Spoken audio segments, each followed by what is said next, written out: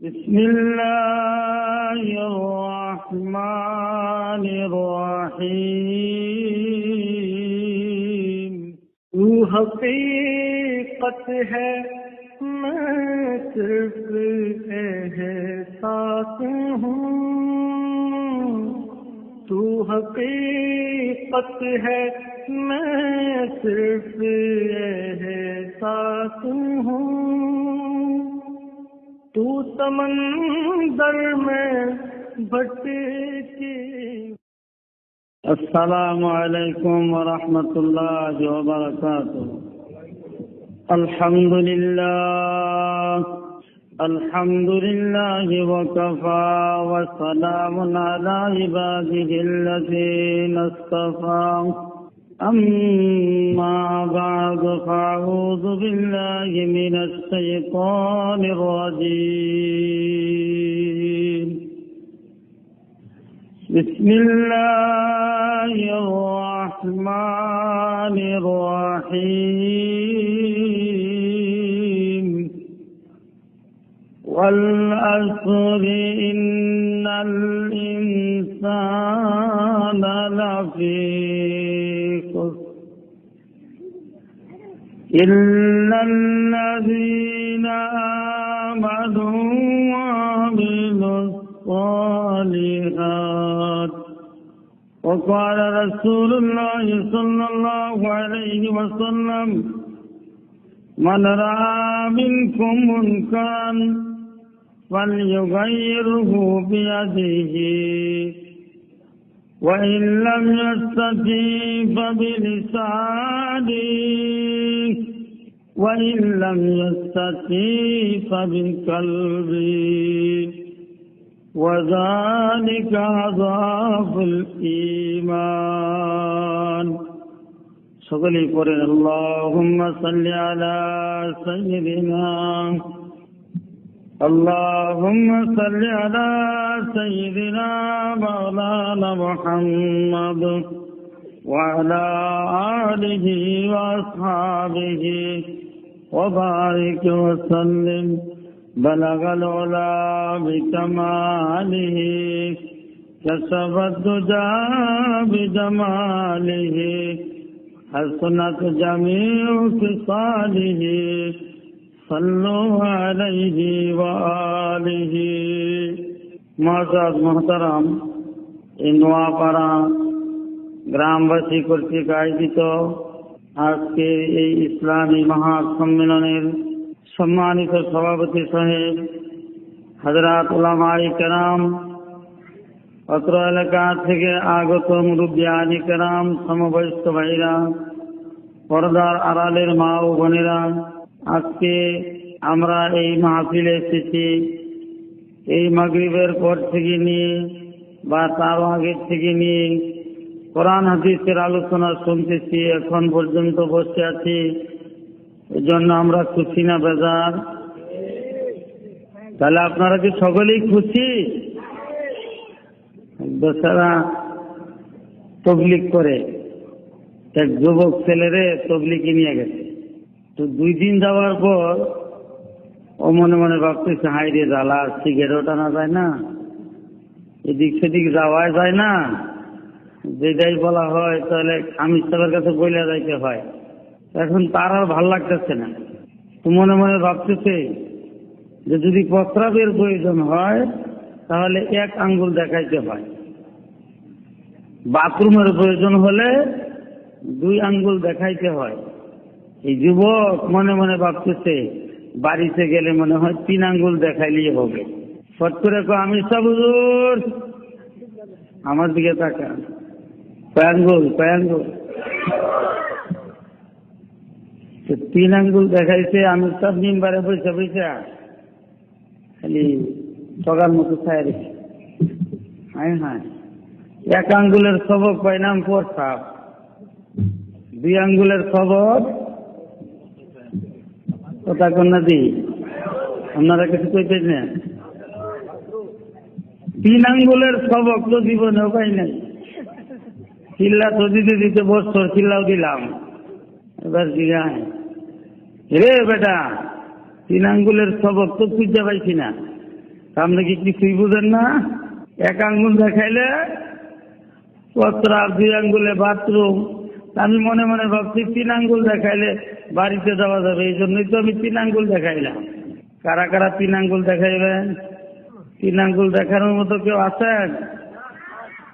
শেষ মোনাজাত করে যাইতে সকলে রাজি আছেন? কারা কারা রাজি হাত তুলেন দেখি। নারায়ে তাকবীর। হাত উড়ায় রাখেন। নারায়ে তাকবীর। আল্লাহ পাক আমাদেরকে কবুল করুক, সকলে করেন আমিন।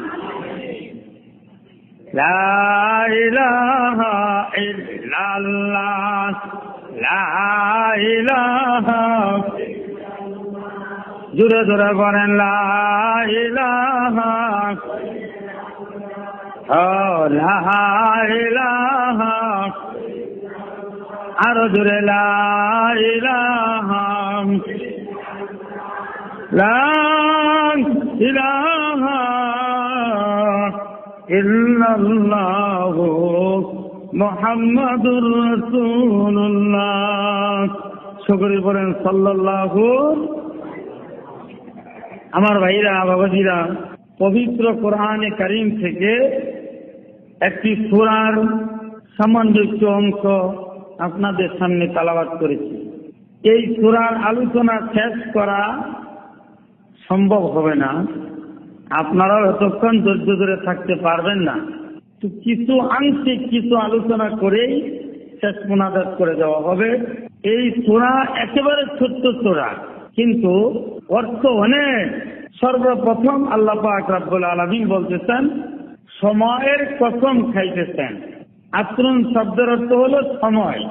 সময়ের কসম খেয়ে আল্লাহ পাক রব্বুল আলামিন বলতেছেন। আমরা মানুষেরা অনেক সময় কসম খাই, আমার সন্তানের কসম, আমার ক্ষেতের কসম। কি বলেন, এমন কসম খায় কি খায় না?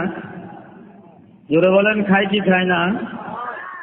আল্লাহ পাক বলেন আমি সময়ের কসম খাইতেছেন এজন্য যে এই সময় দিয়ে মানুষ জান্নাতি, এই সময় দিয়ে মানুষ জাহান্নামী। হুজুর বুঝলাম না কথাটা, সহজে বুঝেন। রাত দিন 24 ঘন্টার সময়, এক ওয়াক্ত নামাজও পড়বেন না, রোজাও রাখবেন না, জিকিরও করবেন না, আল্লাহর ইবাদতও করবেন না, খালি শুধুমাত্র গুনাহ আর গুনাহ আর গুনাহ করবেন। জাহান্নামে যাইবেন না জান্নাতে? জান্নাতে যাইবেন না জাহান্নামে? একটু দূরে বলেন, জান্নাতে না জাহান্নামে? আর এই সময়টুকু যদি নামাজ পড়েন, রোজা রেখে, ইবাদত করে, জিকির করতে করতে যদি কাটাই দেন, তাহলে আল্লাহ পাক রব্বুল আলামিন জাহান্নামে দিবে না, জান্নাতে দিবে। ওই দিকে জান্নাতে না জাহান্নামে? তাহলে সুবহানাল্লাহ কইলেন না দেখি? আরো আসতে কোন পাবলিকেতে না শুনে আল্লাহর নাম উচ্চারণ করব একবারে, মনে উঠি দিয়ে যাইছে। হাই রে স্লোগান মিছিল, গলা ফাড়া এলাইতেছে খার কারণে। নির্বাচন হইতেছে তো, নির্বাচনের চিল্লানি। এই সময় যদি আল্লাহর কাছে কোনো মানুষ ব্যয় করে, আল্লাহ পাক ওই লোকটাকে জান্নাতে দিয়ে দিবে। চিৎকার বলেন সুবহানাল্লাহ। আমার বাবা দিরান, আমার আল্লাহ ওই সময়ের কসম খেয়ে বলেন, সমস্ত মানুষ ক্ষতিগ্রস্ত, ধ্বংসের পথে। আদম আলাইহিস সালাম থেকে নিয়ে কিয়ামত পর্যন্ত এই পৃথিবীতে যত মানুষ আসবে, সমস্ত মানুষ ধ্বংসের পথে। কিন্তু আল্লাহ পাক পরক্ষণে বলেন, ওই সমস্ত মানুষ ধ্বংসের পথে না, যে সমস্ত মানুষ আমানু, আমি আল্লাহর উপরে ঈমান এনেছে। আমি আল্লাহর উপরে যারা ঈমান এনেছে, তারা কিনা ঈমান হলো 2 প্রকার।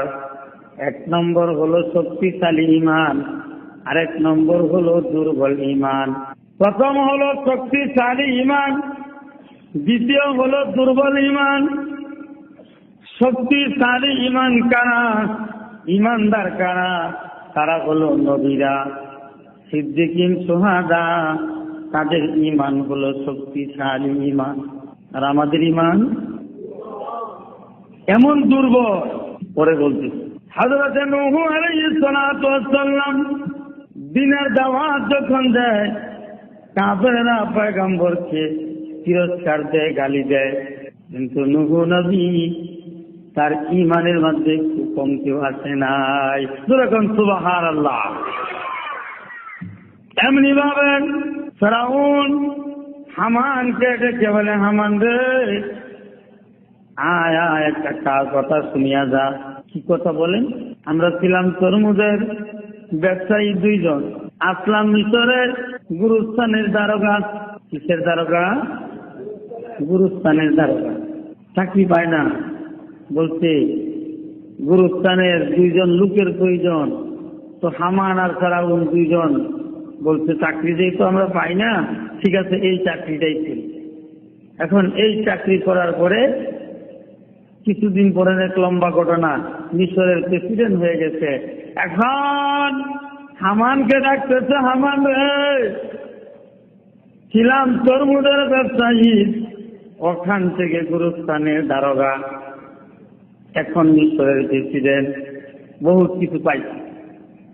হামান বলে, না সব পাইছো, একটা জিনিস বাকি রয়েছে। ওইটা কি রে হামান? একটা জিনিস বাকি আছে, এটা হইল ক্ষুদা দাবি করা। যাক চল, ক্ষুদা দাবি করলে মানবো নাকি? খালি করলে ক্ষুদা দাবি করতে দেরি হবে, কিন্তু পাবলিকের বিরিয়ানি খাইতে আসতে কোন কি? পাবলিকের বিরিয়ানি খাইতে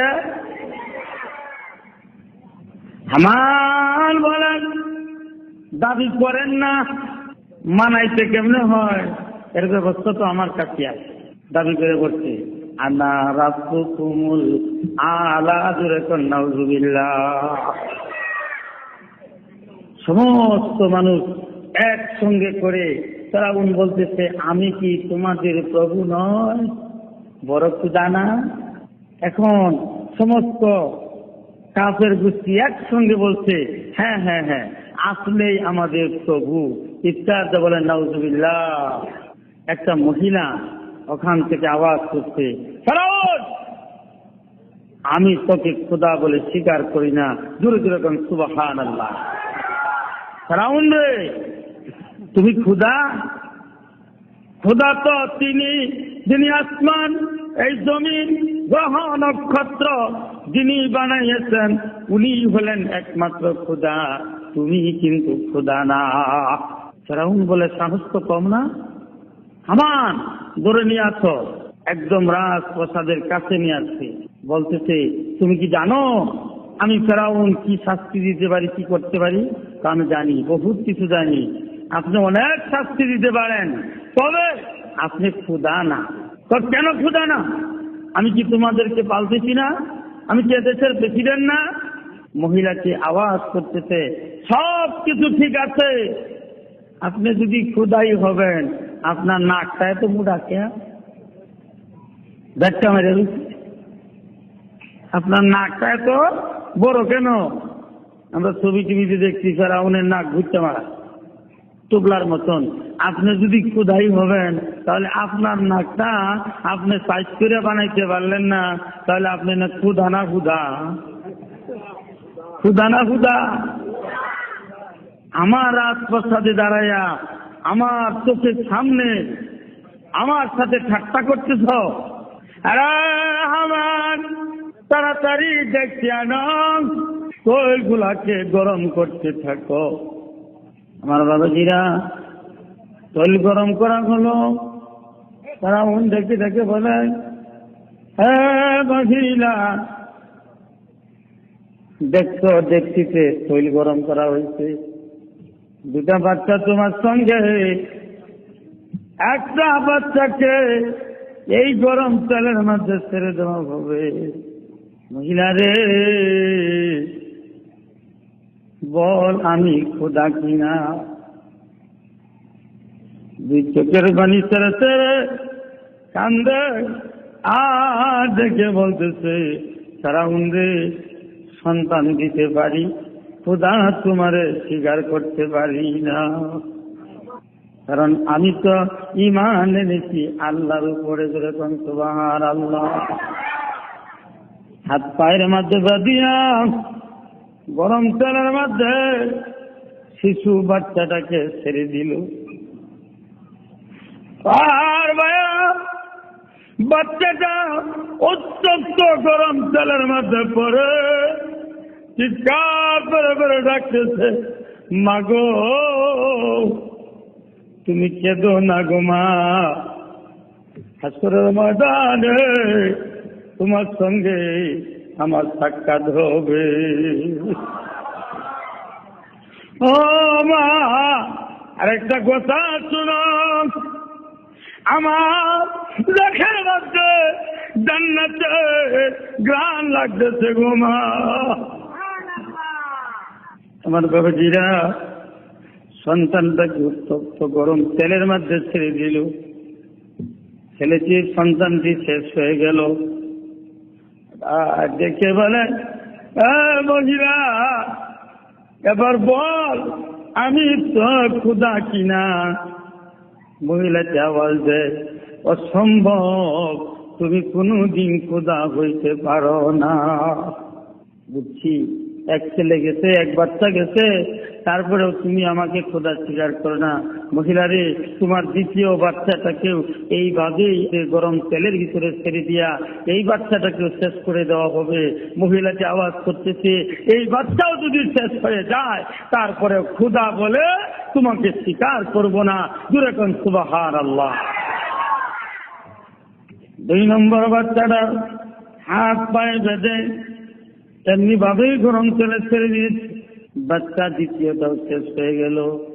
এবার ফেরাউন বলেন, মহিলা রে, এইবার তোমার পালা, হয় খোদা মানবে, অন্যথায় এই গরম তেলে তোমাকেও ছেড়ে দেওয়া হবে। 2 চোখের পানি ছেড়ে ছেড়ে কান্দে। দেখে বলে ফেরাউন রে, খোদা তোমারে কোনোদিন মানবো না। সন্তান 2টা শেষ হয়ে গেল, তারপরেও খোদা মানলাম না। আমি যদি শেষ হয়ে যাই তারপরেও খোদা মানবো না। ফেরাউন রে, একটা আবদার তুমি আমার রক্ষা করবা নি। কি আবদার বলো, তাড়াতাড়ি বলো। আবদার আর কিছুই না, আমি গরম তেলে পড়ার পরে আমার বাচ্চাগুলা যেইভাবে শরীরের গোস্তগুলা পড়ে গেছে, শুধুমাত্র হাড্ডি রয়েছে, এইভাবে আমারও হাড্ডি থাকবে। কারণ পারবে সকলের হাড্ডি গুলা একসঙ্গে একটা জায়গাতে রাখছে। তাই করা হলো বাবাজি, হাড্ডি গুলা একটা গর্তে রেখে দেওয়া হলো। আমার নবীজিকে নিয়ে চলছে জিবরাইল, মেরাজ শরীফে যায়।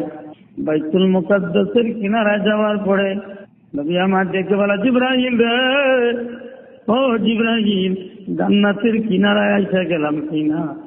জিবরাইল বলে, হুজুর জান্নাত বহু দূরে। এটা তো সবে মাত্র বাইতুল মুকাদ্দাস, জান্নাত বহু দূরে এখনো। জিবরাইল, আমার নাকে জান্নাতের ঘ্রাণ লাগতেছে। যেরকম সুবহানাল্লাহ। জিবরাইল, আমার জান্নাতের ঘ্রাণ আমার নাকের মধ্যে লাগতেছে। হযরত জিবরাইল বলেন, হুজুর আপনি জানেন না, ফেরাউন একটা মহিলা এবং 2টা বাচ্চাকে এইভাবে শেষ করার পরে যে কবরের মধ্যে যেই জায়গাতে রাখা হয়েছে, রাত দিন 24 ঘন্টা ওখান থেকে জান্নাতের সুঘ্রাণ বের হইতেছে।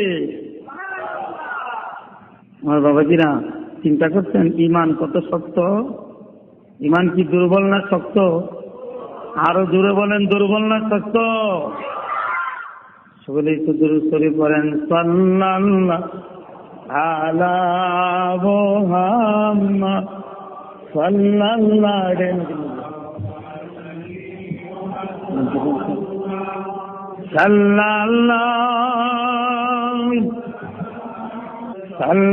সাল্লাল্লাহু আলাইহি সাল্লাল্লাহু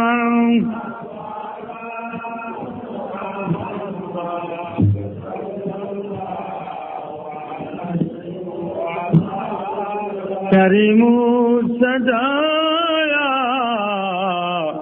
जमीलुस्सियाम नबीउल बराया शफीउल उमाम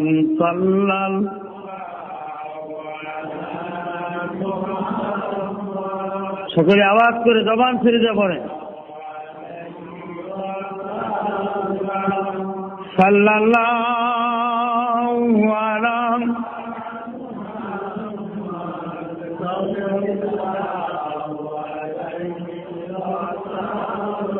আমার বাবাজিরা আপনাদের কষ্ট লাগতেছে? কষ্ট লাগে? আরো কিছু বলবো না শেষ করে দেব? আমার পরে আর বক্তা নাই, আপনারা বললেই দোয়া করে দেব। আরো কিছু বলবো? এবার দেখুন, ইমান শক্তিশালী ইমানওয়ালা একটা মহিলা, তার ইমান কত শক্তিশালী ছিল। শুধু তাই না, আল্লাহ পাক রব্বুল আলামিন হযরত মুসা আলাইহিস সালামকে বলতে, মুসা রে, ফেরাউনের কাছে দাওয়াত নিয়ে যাও। ফেরাউনকে যায় দাওয়াত দিল, ফেরাউন রে কালিমা পড়ো। ফেরাউন বলেন, আরে মুসা, আমার ঘরে খাইলা, আমার ঘরে বড় হইলা, এখন আমারে বলো তোমার খোদার ইবাদত করতে, তোমার খোদারই পরে ঈমান আনতে। হ্যাঁ মুসা, এটা কখনো হইতে পারে না। আল্লাহ বলেন, মুসা রে, ফেরাউন যেহেতু কালিমা পড়বে না, তোমার হাতে কি? পয়গম্বর বলে, আল্লাহ গো, আমার হাতে এটা লাঠি, একটু জমিনে ছাড়ো না। জমিনে ছাড়ছে, সাফ হয়ে গেছে। ফেরাউন তাড়াতাড়ি খাটের নিচে যায় ঢুকছে। কোথায় ঢুকছে? মুসা, এটা ধরো। ধরলে পরে ঈমান আনবো। মুসা আলাইহিস সালাম সাপের মধ্যে ধরছে, আবার লাঠি হয়ে গেছে। সেরকম সুবহানাল্লাহ। ফেরাউন এবার বলে, হ্যাঁ মুসা, এই জাদু কোন জায়গায় শিখছো? জাদু কই শিখছো? ও বুঝছি, ওই মাঝখানে আমার কাছে ছিল না তো, মাদাইন গেছিলাগা, দেশ ছেড়ে গেছিলাগা, মনে হয় সেখান থেকেই জাদু শিখাইছো। হ্যাঁ মুসা, এত তারিখে জাদুর খেলা হবে, দেখা যাবে তুমি জিতো না আমরা জিতি। তফসিরে জালালাইনে আছে, এক জায়গাতে দেখেছি ফেরাউন ঘোষণা করে দিয়েছে, আমার এই রাজ্যে যত জাদুকির আছো সব অমুক দিন একত্রিত হইবা, হাজির হইবা, জাদু দেখাইতে হবে। এক একটা জাদুকির একটা করে রশি আর একটা করে লাঠি নিয়া ফেরাউনের কাছে চলে গেছে। এবার জাদুকিরের সংখ্যা কয়জন? একজন নয়, দুইজন নয়, 70,000 জাদুকির। কত হাজার? ঘুরে বলেন কয় হাজার? প্রত্যেকটার হাতে একটা লাঠি আর একটা হইল রশি। এই রশি আর লাঠি নিয়া সব ময়দানে তোলা হয়েছে। পয়গম্বর মুসা আলাইহিস সালাম তার হাতেও কিন্তু একটা লাঠি, ওই লাঠি নিয়ে মাঠে দাঁড়াইয়া আছে। এখন জিজ্ঞেস করতেছে জাদুকিরা, হে মুসা, জাদু তোমার গুলো আগে ফালাইবা, মাটির মধ্যে আগে ছাড়বা না আমাদের গুলো আগে? তো মুসা আলাইহিস সালাম তো আসলে জাদু বলতে কিচ্ছু বুঝে না। তিনি বলতেছেন, ঠিক আছে, তোমাদের গুলো আগে ছাড়ো দেখি। আমার বাবা দিরান একটা করে বুঝায়, জমিনের মধ্যে ছেড়ে দেয়, এটা সাফ হইয়া মুসা আলাইহিস সালামের দিকে যাচ্ছে। 70,000 জাদুকির যদি হয়, এক একটা জাদুকিরের সঙ্গে একটা করে রশি আর লাঠি যদি হয়, তাহলে কত হাজার হইছে? সব রশি আর লাঠি সব যাইতেছে মুসা আলাইহিস সালামের দিকে। এখন পয়গম্বর একবার আকাশের দিকে তাকায়, আরেকবার জমিনের দিকে তাকায়, আরেকবার সাপগুলার দিকে তাকায়। মনে মনে ভাবতেছে, সর্বনাশ, যেমন সাপ তো জীবনেও কোনোদিন দেখি নাই। আকাশের দিকে তাকায়, সাপগুলার দিকে তাকায়, আবার নিচের দিকে তাকায়। আমার আল্লাহ ডাক দেয়, পয়গম্বর রে, আকাশের দিকে তাকাইলে কোনো লাভ নাই। হ্যাঁ পয়গম্বর, এই লক্ষ লক্ষ হাজার হাজার সাপের সঙ্গে মোকাবেলা করার জন্য আমি আল্লাহ তোমাকে একটা জিনিস দিয়েছে, এটার নাম কি? যেটা বলেন, এটার নাম কি? পয়গম্বর রে, লাঠিটা আবার জমিনের মধ্যে ছেড়ে দাও। তফসিরের মধ্যে আসতে বাবাজি, এইবার যখন লাঠি ছাড়ছে, সাপের একটা ঠুট হলো জমিনে, আরেকটা ঠুট হইল প্রথম আকাশে। কেমন বড় সাপ হয়েছে মনে করেন? আগ করাটা কেমন আগ করছে? রশি মার্কা, লাঠি মার্কা যত সাপ আছে সব এটার পেটের ভিতরে দেয় ঢুকছে। এখন পয়গম্বর এই সাপ দেখে নিজেও ভয় পাইতেছে। আল্লাহ বলেন, খুজাহা, ধরো। যেখানে বাঘের ভয় সেখানে কি হয়? আর একটু দূরে বলেন, কি হয়? এই কথার প্রচলন দেওয়া যায় আপনাদের এদিকেও আছে। পয়গম্বর এমনিতেই মনে মনে ভয় পায়, যেমন সাপ জীবনেও কোনোদিন দেখি নাই। আবার আল্লাহ বলে, তুমি ধরো। এটা কই ধরবো? কোনো ভাব আছে ধরার? কি বলেন, ধরার কোনো ভাব আছে? ছাপা মারছে একটা, তো মারতে দেরি হয়েছে, পুনরায় আবার লাঠি পরিণত হয়ে গেছে। বলেন সুবহানাল্লাহ। এখন ফেরাউনের অবস্থা কি হয়েছে শুনবেন না? শুনবেন? এক নজর খালি সাপ দেখছে, কিসের যে শুরু হয়েছে পাত্তা পায় না। একবার না, দুইবার না, 7 বার ঘুরে হচ্ছে। কয়বার হয়েছে? এরকম সাপ যদি আমরা দেখতাম, এরকম বুঝে কমপক্ষে 24 বার হইতো কিনা। এবার সমস্ত জাদু ফিজের অবস্থা শুনবেন না? কি বলেন, শুনবেন? মুসা আলাইহিস সালাম তো লীলা দেখাইলই, সাপ বানাইয়ে ফেলছে। তারা উনের দাস তো শুরু হয়েছে, পাত পাড়ায় কেনা। জাদু ফিরদের অবস্থা, জাদুকির মনে মনে ভাবতেছে, এই জীবনে বহু জাদু করলাম, একটা জাদুকে আরেকটা জাদু কোনোদিন খাইতে দেখলাম না। নিশ্চয় এটা জাদু না, আল্লাহর পক্ষ থেকে মুজাদা। সমস্ত জাদুকিরা একসঙ্গে বাবারে শয়তানের মধ্যে পড়ে গিয়েছে। আল্লাহ ওয়াজ করেন, ফাউল কিয়াস সাহারাতু সাজিদিন। সমস্ত জাদুকির একসঙ্গে সেজদায় পড়ে গেছে। পরে ডেকে ডেকে বলতেছে, ক্বালু আমান্না বিরাব্বিল আলামিন। একসঙ্গে বলতেছে, আমরা রব্বুল আলামিনের উপরে ঈমান এনে ফেললাম। ফেরাউন খুশি, কারণ হ্যাঁ তো নিজের খোদা দাবি করছে, তাই না? আল্লাহ পাক বলতেছেন, সমস্ত জাদুকিরদের ঘোষণা করে দেওয়া হলো, এদের ডান হাত কেটে দাও, বাম পাও কেটে দাও। নাউজুবিল্লাহ, নাউজুবিল্লাহ। ডান হাত কেটে দাও, বাম পাও কেটে দাও, খেজুর গাছের সঙ্গে লটকাইয়ে দাও। মানুষ যেন বুঝতে পারে তারা খোদার সঙ্গে কেউ যদি নাফরমানি করে তাকে এমন শাস্তি দেওয়া হয়। আমার ভাইরা, প্রত্যেকটা জাদুকিরে হাত পাও বেঁধেইয়া খেজুর গাছের সঙ্গে লটকায় দেওয়া হয়েছে। মাথাগুলা নিচের দিকে দিয়া চোখের বাড়ি ছেড়ে ছেড়ে কাঁদতেছে আর বলতেছে, মাবুদ রে, ফেরাউন যত শাস্তি দেওয়া দরকার আমাদেরকে দেও, কিন্তু আমাদের মৃত্যুটা যেন ঈমানের সহিত হয়। বললে অনেক লম্বা চূড়া ঘটনা। আমার বাবাজিরা, সংক্ষেপে আপনাদের সামনে ধরে তুলছি, লক্ষ্য করুন। হযরত উমর যখন আবু জাহেল লোকজনকে নিয়ে যখন বসেছে, ডেকে ডেকে বলতেছে, কে আসো পারবা আব্দুল্লাহর ছেলে মুহাম্মদের গর্দান টানতে? উমর লাফ দিয়ে দাঁড়ায় গেছে, আমি পারবো গো আব্দুল্লাহর ছেলে মুহাম্মদের গর্দান আনতে। হযরত উমর কুলা তরবারি নিয়ে দৌড়া যখন যাচ্ছে, একজন বৃদ্ধ লোক দেখতে বলে, উমর কোথায় যাও? আব্দুল্লাহর ছেলে মুহাম্মদের গর্দান আনতে যায়। আরে উমর, শুনেছ তোমার বোন এবং ভগ্নিপতি দুইজন তো কলমা পড়ে মুসলমান হয়ে গেছে। হযরত উমরের মেজাজ গরম হয়ে গেছে, দৌড়াইয়া চলে গেছে তার বোনের কাছে। ঘরের ভিতরে ঢুকিয়া চুল ধরে ঘর থেকে বের করিয়া মারতে আরম্ভ করে দিয়েছে। মারতে মারতে মারতে মারতে জমিনের মধ্যে বারবার ফেলে দিতেছে। বোন আমার দেখে দেখে বলতেছে, মেরো নামে রোনা ভাইজান, মেরো না, বলেন আমার সাথে, মেরো নামে রোনা ভাইজান, মেরো না, মেরো নামে রোনা ভাইজান, মেরো না। নবীর কলমা আমি কখন ছাড়ব না।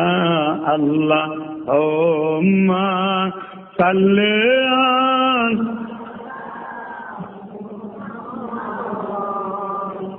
আলা আলি।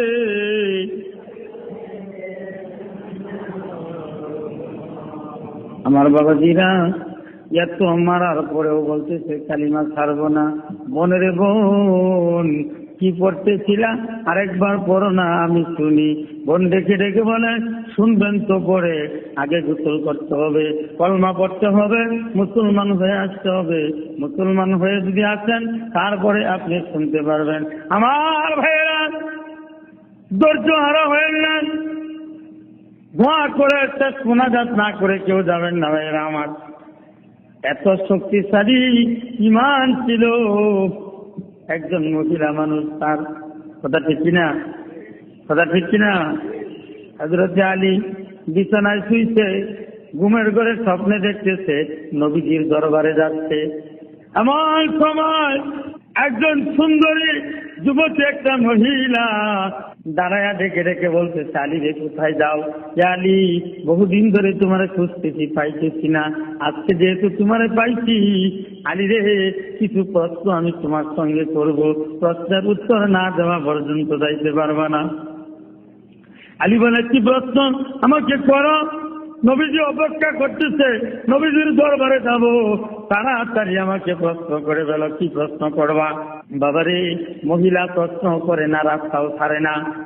আলী মনে মনে ভাবতেছে, এটা তো এমন মহিলা, এই মহিলাই মদিনায় তো কোনোদিন দেখি নাই, প্রশ্ন করে না, রাস্তাও ছাড়ে না, তাহলে আমার বুঝি নবীজির দরবারে যাওয়া হবে না। এখন আলী মনে মনে ভাবতেছে, আমি যদি একা করে এই মহিলার সামনে যাই, মানুষ আমাকে খারাপ বলবে, আমার তো গুনাহ হয়ে যাবে। সুতরাং আলী ওই মহিলার কাছে আর যায় না, পেরেশান হয়ে গেছে। এমন সময় লক্ষ্য করে দেখে 5টা যুবক হযরত আলীর দিকে আসতেছে, চিৎকার দিয়ে বলেন সুবহানাল্লাহ। আলীর স্বপ্ন, 5টা যুবক আসতেছে, যুবকের আইসা বলে, আলী গো, ব্যাপারটা কি, কিছুই তো বুঝতেছি না, আপনি এত পেরেশান কেন? হযরত আলী বলে, এত পেরেশানের জন্য ওই যে দেখো একজন সুন্দরী মহিলা, এই মহিলার মদিনায় কোনোদিন দেখি নাই, এই মহিলাটা নাকি আমাকে কিছু প্রশ্ন করবে, প্রশ্নও তো করে না, রাস্তাও ছাড়ে না, আমি তো আলী নবীজির দরবারে যাচ্ছি। যুবকগুলা বলতেছে, চলেন আমাদের সাথে চলেন। মহিলাকে 6 জনে মিলে একটা ধমক যদি দেই, মহিলা রাস্তা ছেড়ে চলে যাবে, আপনি নবীজির দরবারে যেতে পারবেন। আল্লাহু আকবার, আল্লাহু আকবার। মহিলাটির কাছে যাওয়ার সঙ্গে সঙ্গে একটা তরবারি বের করে দিয়েছে।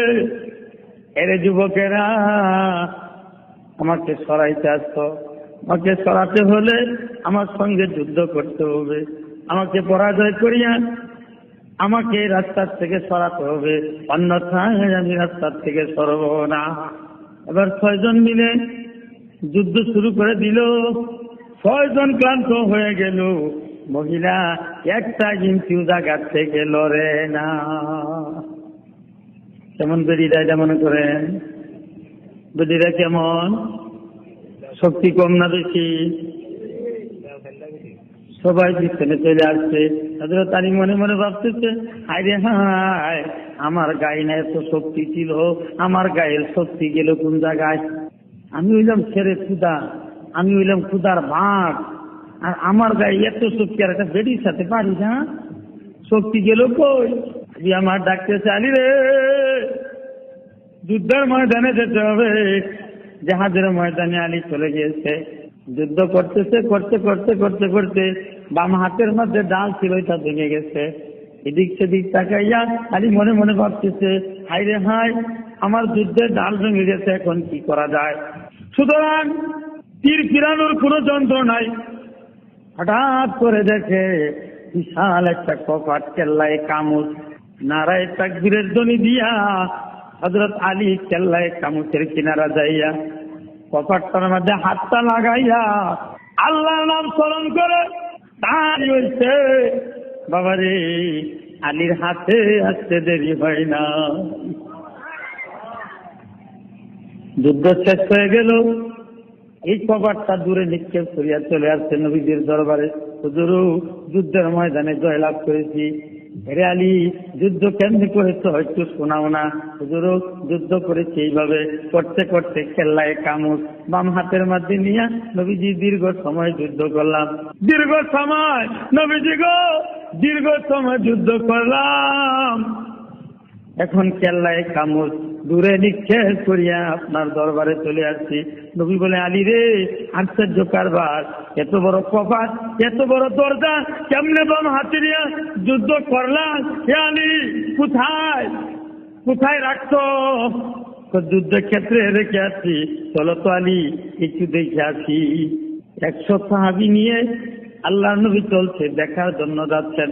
আলী রে, কপাট দেখিয়া আমার নবী দেখে বলে, আলী রে, একটু টান দিয়া উঠাও তো, একটু দেখি। সুবহানাল্লাহ। হযরত আলী মনে মনে ভাবতেছে, আগে তো বাম হাতে ধরছিলাম, নবীজি তো আর হাত নির্দিষ্ট করে বলে নাই, আগে তো বাম হাতে ধরছিলাম, এইবার ডাইন হাতে একটু টান দিয়ে দেখায় দিব। আল্লাহু আকবার। ডান হাত দিয়া টান দিল, 1 ইঞ্চি জমিন থেকে উপর দিকে বাঁচাইতে পারে না। এবার আলী একটু রাগান্বিত হইয়া থাপা মেরে 2 হাতে ধরছে, দইরা বাবাজি টান দিছে, 1 ইঞ্চি জমিন থেকে উপরে উঠে না। আমার নবীজি দেখা মুস্কি মুস্কি হাসতেছে, জোরে জোরে কোন সুবহানাল্লাহ। নবীজি হাসতেছে। সাহাবীরা, আলী দেখি পারে না, তোমরা উঠাও তো একটু দেখি। 100 সাহাবী একসঙ্গে মিলিয়া এইবার সকলেই দইরা যখন টান দিছে, বাবারে 1 ইঞ্চি উপর দিকে বাঁচাইতে পারে না। এবার আলী বলে, নবীজি গো, ব্যবহার কোনো বুঝি না।